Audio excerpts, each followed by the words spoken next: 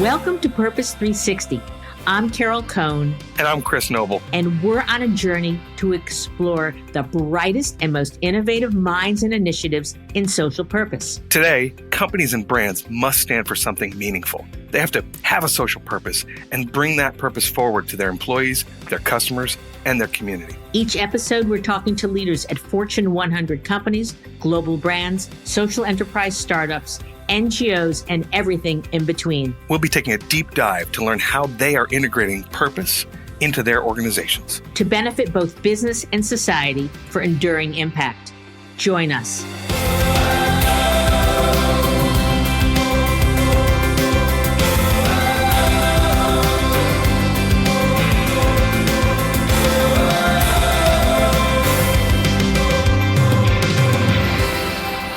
Welcome to Purpose 360. I'm Carol Cohn, and I am so excited to have Kirk Myers, Director of Sustainability from Alaska Airlines, with me today. So welcome, Kirk. Thank you, Carol, and thank you so much for the chance to share a bit about what we're doing here at Alaska. Alaska is now, as I've done my research for this podcast, it's become one of my top 3 favorite companies. And for our listeners, we're going to hear today about so many of the thoughtful ways the company truly embeds purpose into their sustainability, their community, their employee relations, their not-for-profit partnerships.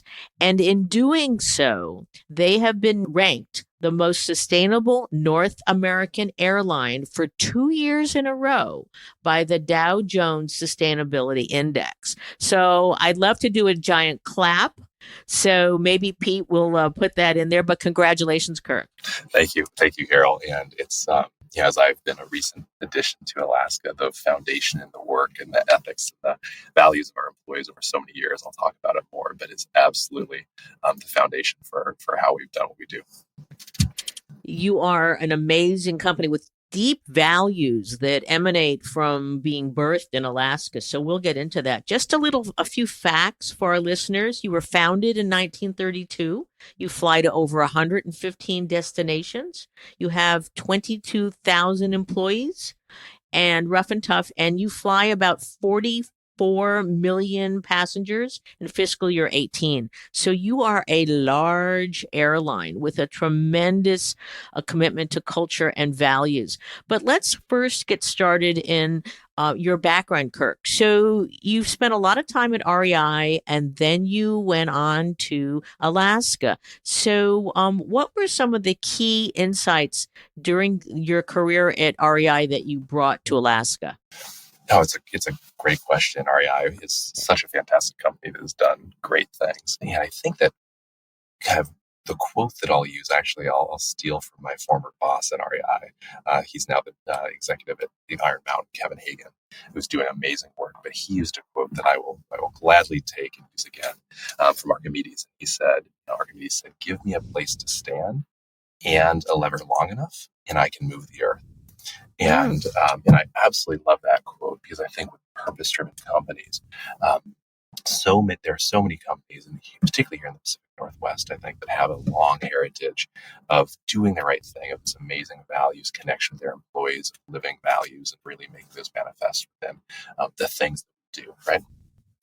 That foundation, that credible place to stand, is fantastic. And I think where the next generation of impact is coming from is from those companies that have amazing values, but may be humble about them and about the impacts that they've had. It's about identifying what those biggest levers are. And you just mentioned we have 44 million guests who interact and have a brand experience with Alaska each year. And so that's our big lever, right?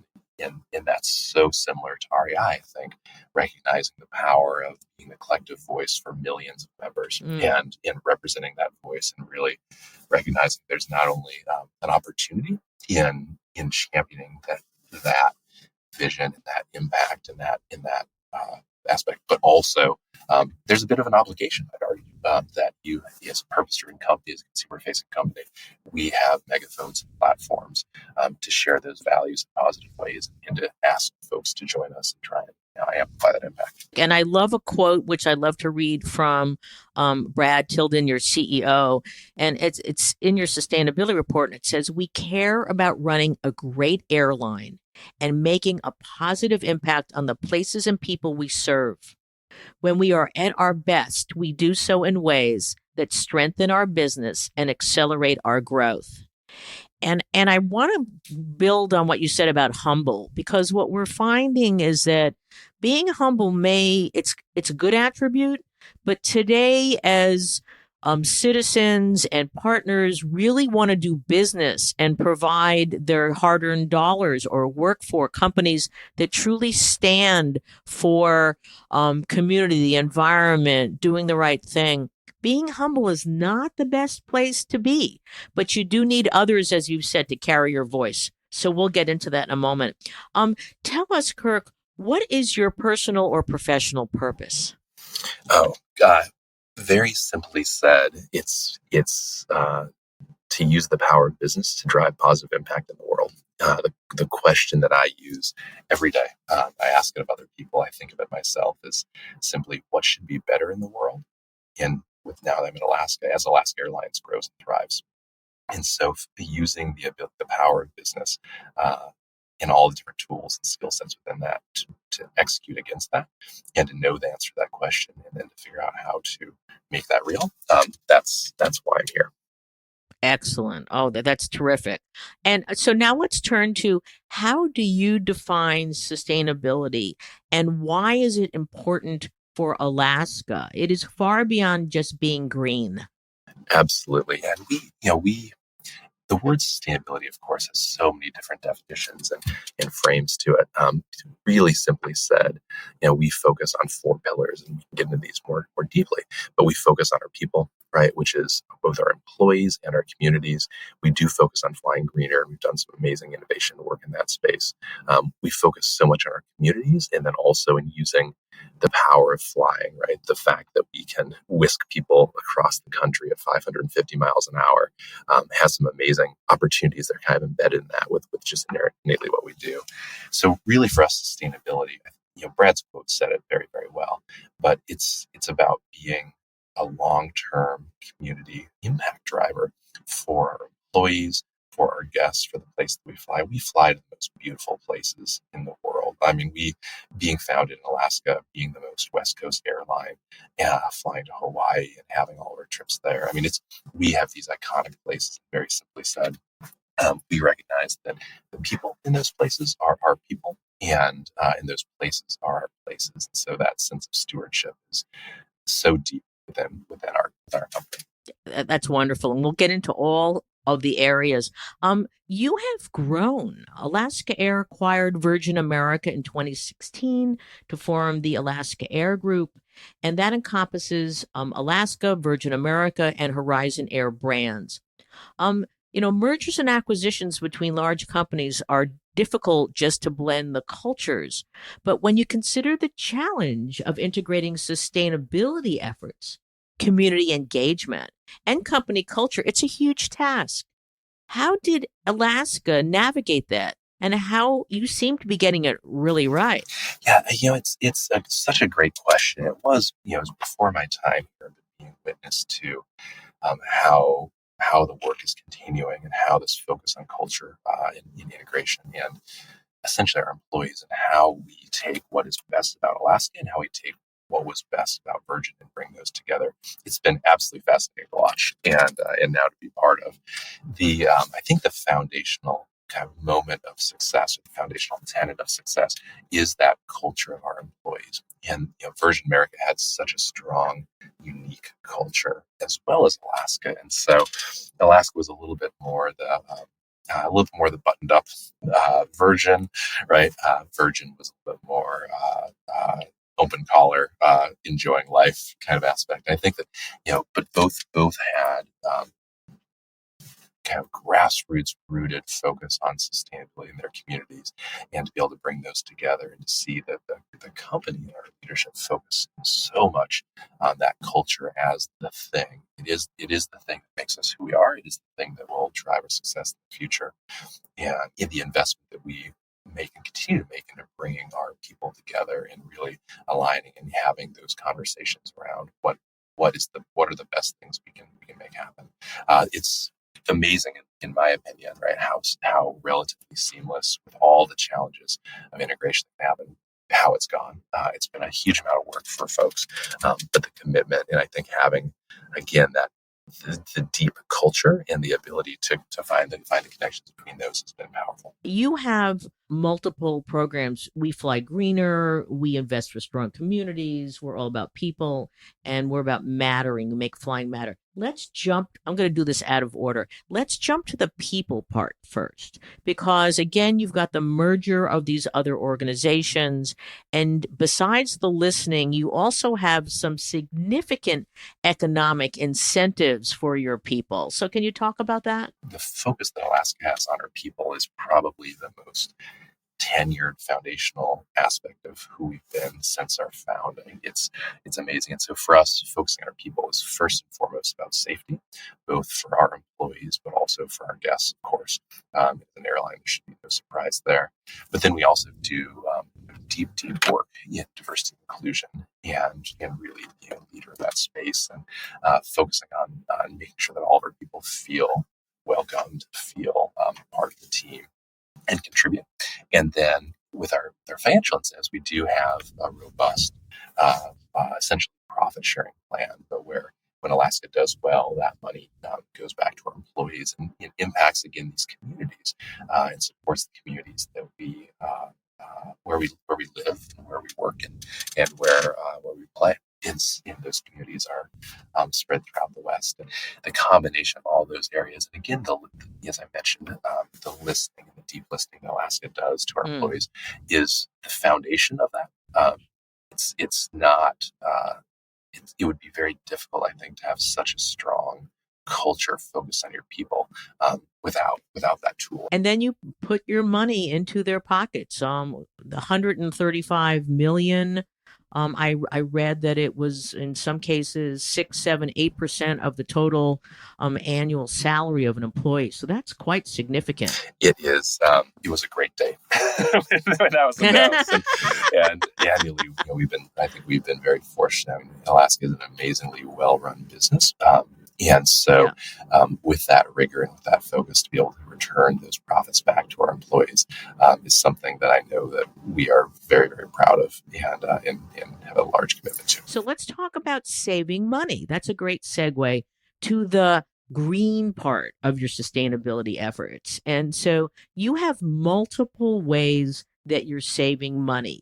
And the first I was interested in your split scimitar winglets that you have installed on, I think, your 737. So can you talk a little bit about what they are and how much fuel they save? Absolutely. Well, and first I'll share, since we're on a podcast, if folks haven't seen them, definitely Google it or look out your window when you're on your next Alaska flight. They are beautifully Instagrammable.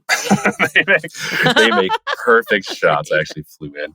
I flew in yesterday from San Francisco and was on the east side of the plane, window seat, and had an amazing view of Mount Rainier with the sun setting, with the split scimitar winglet. It just makes for gorgeous shots.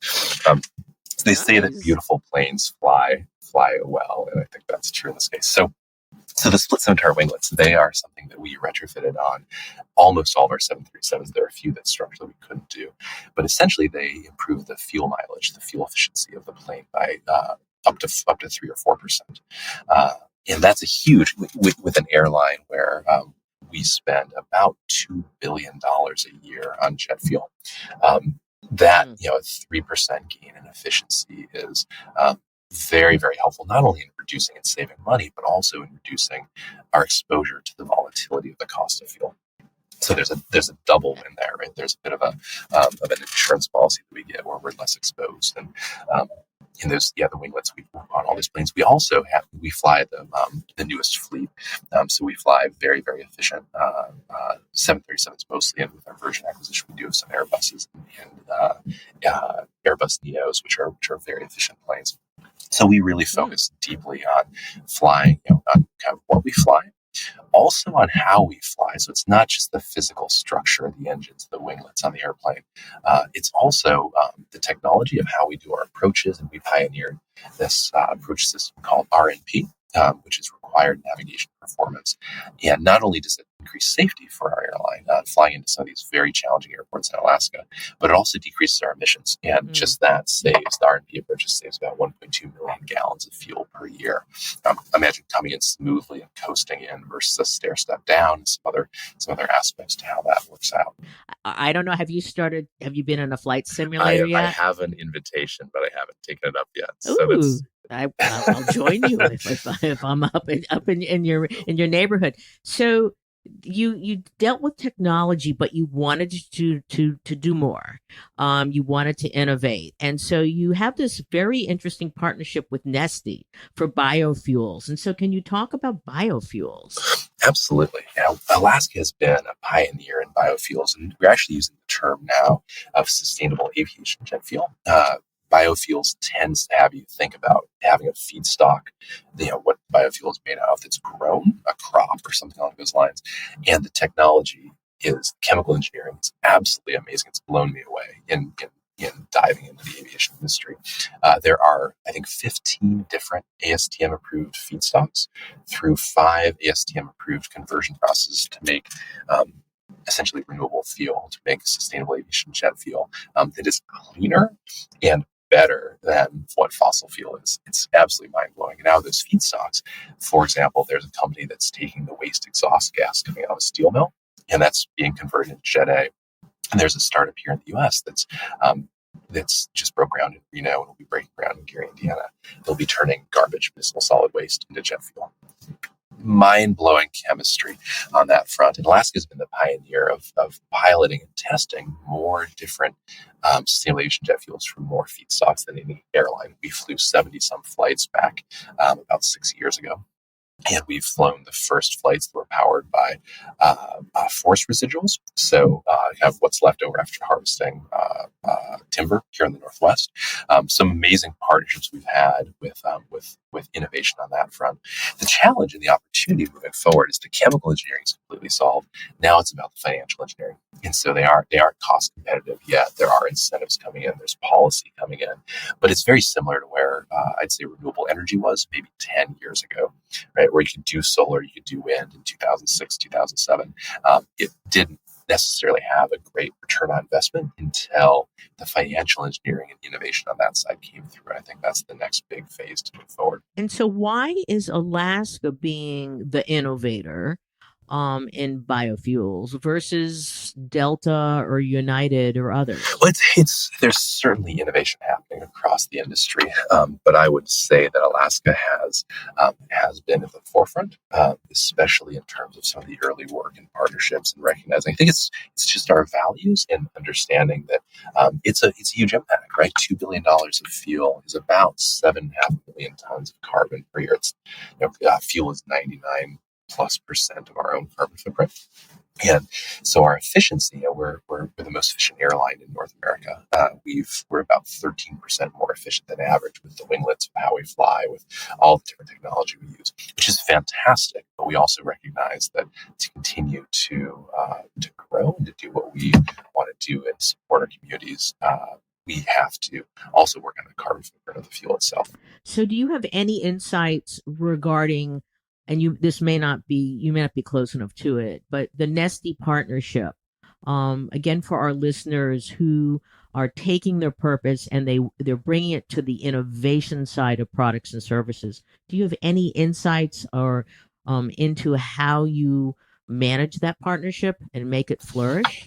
Yeah, so the Nestle partnership is an MOU that we signed with them to really dive deep into looking at what possibilities, what opportunities are there for the ongoing use of sustainable aviation jet fuel, right? Rather than pilots, rather than one-offs, how do we actually make this work and start to grow truly in a sustainable way, right? In both a scalable and sustainable way.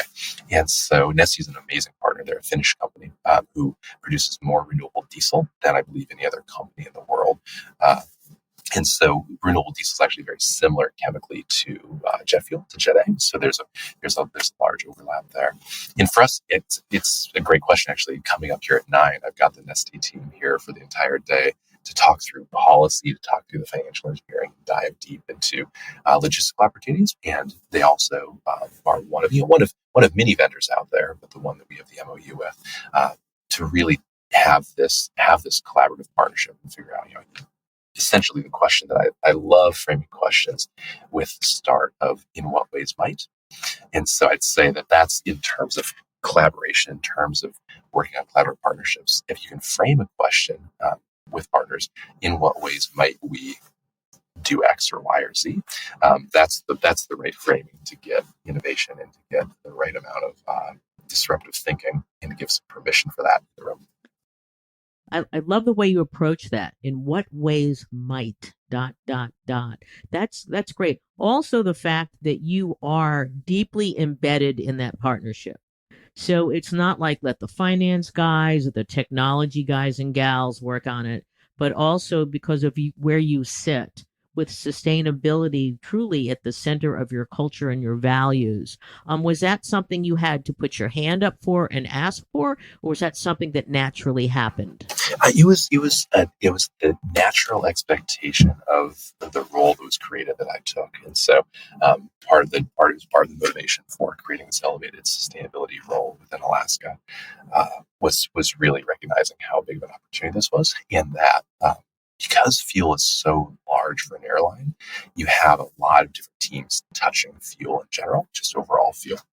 And so to bring this new perspective and to kind of convene the group, that's really where my role plays a significant amount of So effort. you said an elevated role. So that's interesting because I'm sure people listening to this are saying, I want to be at the table as Kirk is. How did you impact the elevation of the role? Do you report to Brad? What's your integration with him and others on the senior team? Yeah, so I report to Diana Burkett-Rakow. She's our VP of External Relations and is an amazing advocate and champion for our values and for our sustainability work. And so she came into Alaska a little over about 18 months ago, came in from outside of aviation also. And she put a lot of political capital into creating this elevated role, recognizing the shift from our amazing foundation of green team work, of our flight attendants starting our in-flight recycling program years and years ago and being leaders on that front. This, just absolutely everything you could think about in that credible foundation, right? Going back to our community spoke, but recognizing the need to storytell, to engage, and the need to the opportunity to have a bigger impact and larger business benefit was really that creation. That's what was able to pull me away from REI, Yeah. which is a Yep. hard company, an amazing company, and a hard company to lead. And so the only way that I would leave REI would be to go to a company that has the absolute best product. Alaska has absolutely got the best flight product, and people. We're one of the only airlines that I would argue that customers love. Our customers absolutely love us. And so with that credible foundation, that's where this opportunity comes in. That's where my role plays a key element. Let's talk about taking the values and bringing them to life. Can you talk about your commitments to your communities, especially Native Alaskans? Going back to 1932, Alaska was founded with fabric covered biplanes, right, on slopes. It's an amazing story to go back to that roots.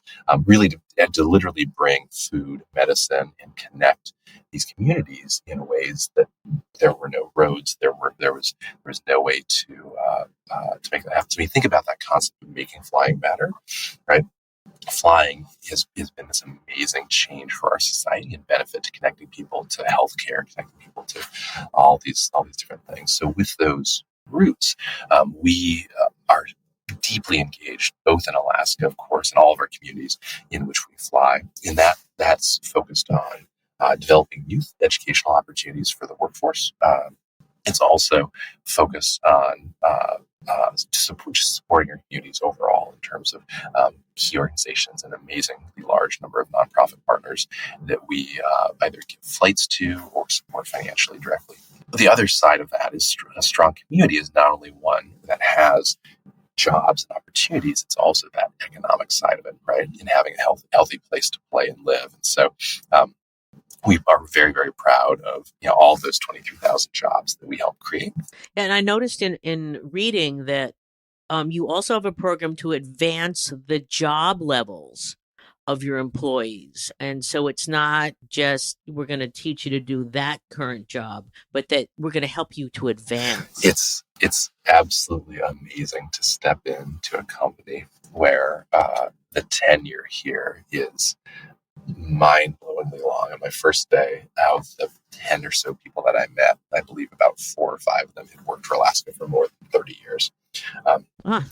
Absolutely amazing. And so the folks who have had that opportunity to grow and have their career ladder kind of elevate with Alaska is fantastic. And even how we work with our pilots. So Horizon, which is more of a regional carrier, having folks come in, start with Horizon, have a very, very clear opportunity to move up to the mainline Alaska fleet.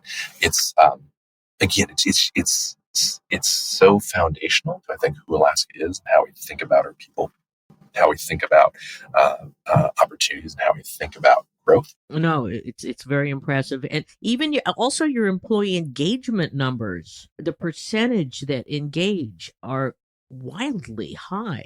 Yeah, it's our community. Our community team does amazing work, and I work adjacent to them, and so watching them day in and day out understand who their communities are, I think is the number one aspect of that. And that's both the employee community, that's the greater community also. So we know Seattle so well. We know what the needs are, we know what the opportunities are, we know who the key players are. And same thing for our Alaska community, same thing for San Francisco, same thing for Hawaii, and other places that we go. And so I think that's being so deeply embedded in the community for so long is the asset that we in the power and the opportunity that we have is we know our communities, and that is both our employees as well as our that broader community. And do you give paid time off to volunteer? We do. Well, we will match volunteering hours. So technically It's not paid time off, but we match volunteering hours with employee match. We also match donations,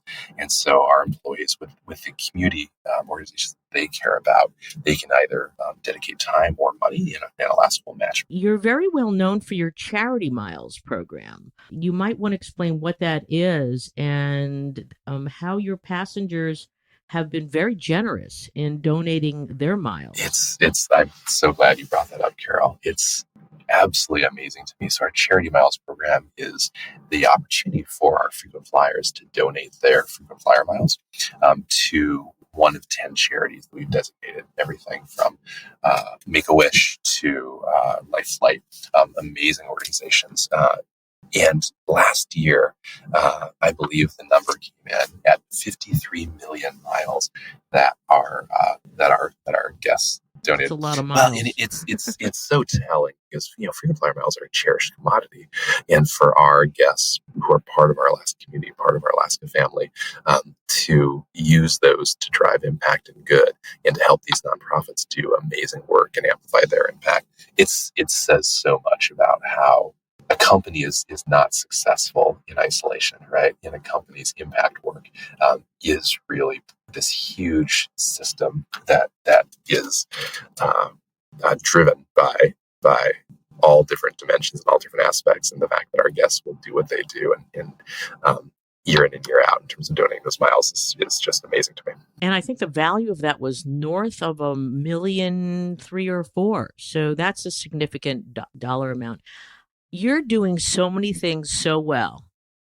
Can you share, without telling secrets, what's next? That's a great question. I absolutely. And I think at the highest level, we talked about this earlier, where we have been such a company that is wonderfully humble. And for us to be able to tell our story more clearly, to engage, and not just in telling the story, but in the join us message, right? Because we talked about Charity Miles, we talk about our employees donating time and money. Those opportunities are absolutely amazing, and most of our guests and even some of our employees don't know about that. So I think that the employee engagement side, the guest engagement side around telling the story is huge. And and then thinking about those 44 million guests sitting in our planes, having an Alaska experience, hopefully and oftentimes a wonderful experience in their flights, their travel, thinking through how do we more directly connect with them, and in what ways do we make it continue to embed our values in how our brand manifests itself in that guest experience. So we, with our in-flight recycling is noticeable. Like our flight attendants who created that program, grassroots, scaled it, and are absolute champions of the best in-flight recycling program in North America, if not in all of aviation. It's amazing. Uh, that's visible, right? And that's really key. But it's also from that. It's just what we do. It's the right thing for us. It's how we do it. And I forgot to ask you about your plastic straws. You're going to stop serving them, and fruit picks, and even little things like that. You're constantly innovating. It's fantastic. Yeah, we were the first airline to get rid of plastic straws and plastic stir sticks. We still, we still do have single-use plastic in use in our planes. It's very difficult to eliminate, but we're still focused and working on that. It's part of who we are, right? That as we think about what we care about, it makes perfect sense. It was an opportunity that we could take, and we had an amazing partner in a nonprofit called Lonely Whale who helped us with that process. And I'm happy to say that as of about 2 months ago, the last domestic airline who hadn't made that commitment yet did. And so amazing story Raising the bar. In just we challenge year, you. Sure. That momentum went through all of domestic aviation, which is a pretty cool story of how the tide can raise all boats. Unfortunately, we're getting down to the end of this, but we always like to ask, what are 3 insights? You've given some great ones, so you're allowed to repurpose them if you'd like. But to colleagues who are on their purpose journey and they want to be more like Alaska, they want to be green, they want to be community oriented, they want to be people oriented, they're employees, they want to innovate. So, what are your 3 insights you'd like to share? One thing I haven't talked about is, I think as an internal sustainability executive, right, our jobs are fundamentally in the end about organizational change, right? It's about helping in reframing what permission we give ourselves as an organization to have impact in the world. And so to do that, I think it's really important to remember that everybody in your organization is a holistic person, has both a business mind, has a head, also has an amazing heart of values. And sometimes those in different organizations in different ways, some of those get masked. The heart may be masked a little bit more. Those values may be set aside. But they're always there. And so remember that you're interacting with people, and it's you have to have the business case, but there is a reason why we all do what we do, and connecting and resonating with that makes a huge difference. So I'd say that's the first thing is to just simply ask the question as you're doing your work of the person sitting across from you. Just ask, what does sustainability mean to you? And listen. And that is an amazingly powerful way of understanding where someone is coming from and how, if sustainability to them is about their kids' future and their education, their kids' school, fantastic, right? If it's about the environment, great. If it's about economics, right? If it's about jobs, fantastic, right? That's illuminating. So that'd be the first thing. Mm-hmm. And then I would say, I'll repeat the Archimedes quote, right? Give me a place to stand and a lever long enough, and I can move the earth. And always be asking and looking and thinking about what your biggest levers are. And oftentimes they may not be what a materiality assessment or a carbon footprint shows you, because they may be a way to connect with hearts. They may be a little bit less metrics based. So I'd say that's the second thing. The third thing, and this is a little bit of as a longtime advocate and career person in sustainability, take care of yourself. Sustainability. Oh, that's a good one. We have jobs where I think many of us always go home just a little bit disappointed because you know how much more opportunity if you had just worked a little harder or just done a little bit more, right?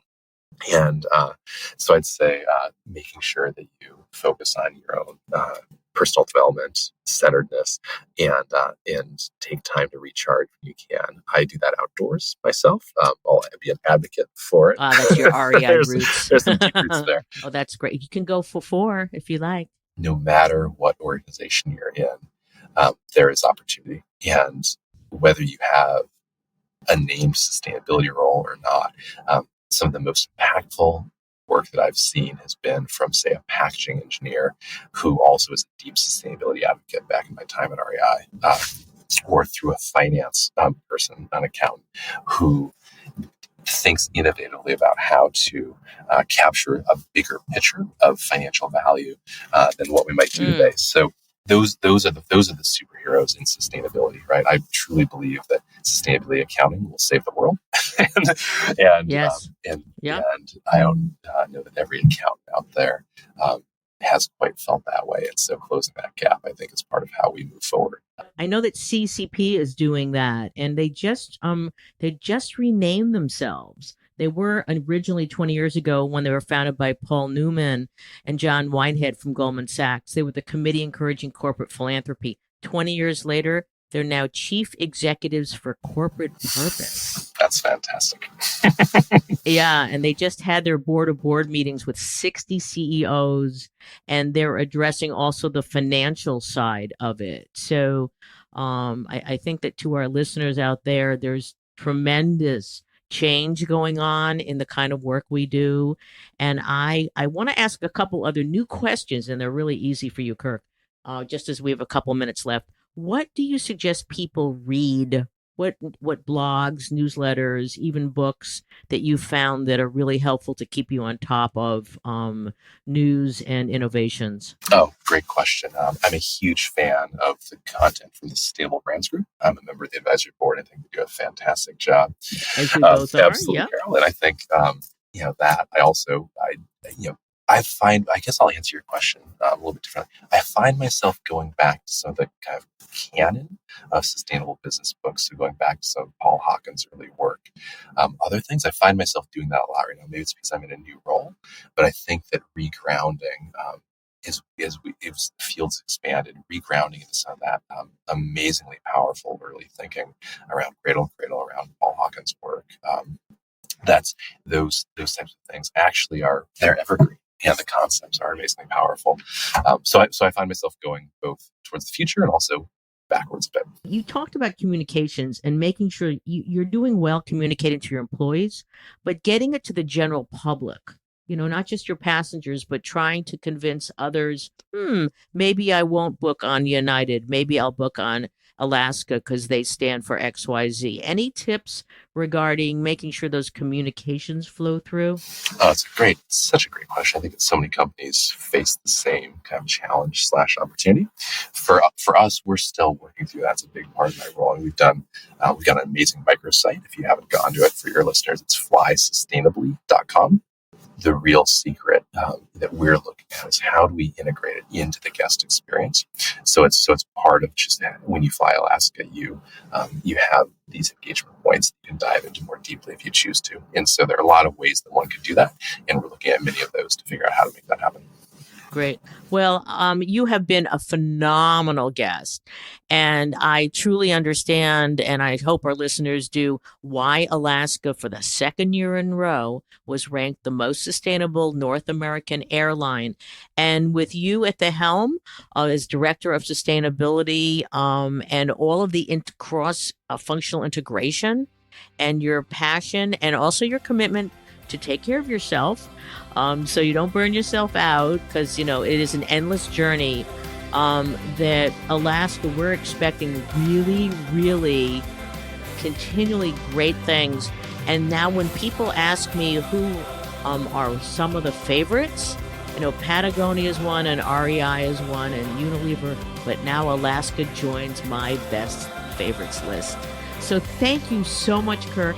And thank you to our listeners. And by the way, I want to put a plug in for our own newsletter. It's called Purposeful Connections. It's got lots of great links and information. Also, that we encourage any of our listeners, please go on to our podcast site. It's on iTunes. Leave us suggestions for other people we can interview. How do we get better? We always want to be better, because my purpose for over 30 years has to elevate everyone's purpose, whether they're business, whether they're students, because that's what capitalism needs to grow, and that's what our planet and our people need to grow and thrive. So thank you so much, and I will end with the question today: what is your purpose?